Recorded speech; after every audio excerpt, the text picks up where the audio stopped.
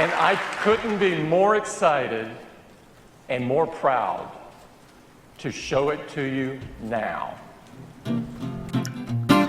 3 years ago, if you bought an iPhone, it looked something like this. It had a 3.5-inch screen. There was the iPhone 4 and the iPhone 4S.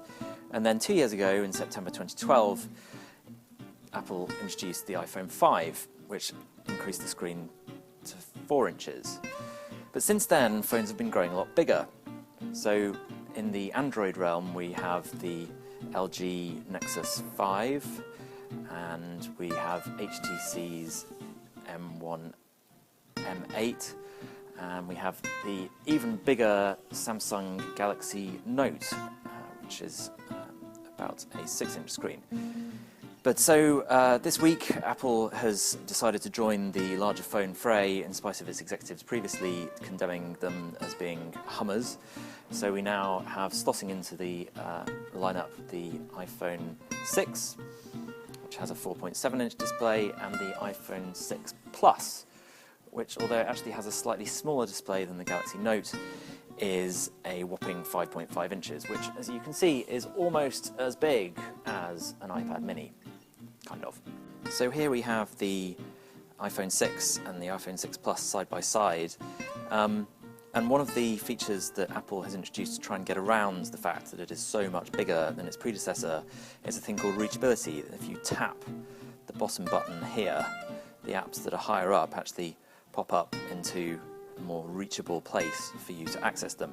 And this to me seems a bit of an unwieldy way to get around the fact that fundamentally when you're holding this device in one hand, you can't really do very much.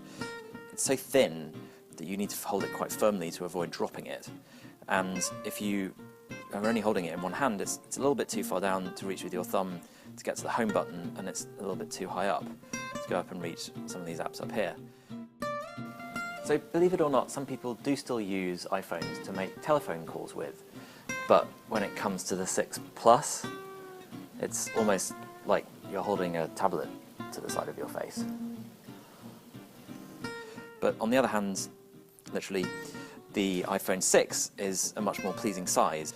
The thinness of the device seems to be only limited by the width of the headphone socket these days, and the iPhone 6 is much more pocketable, much more portable, and much smoother on the corners than some of the other large phones that we've seen from Samsung and others.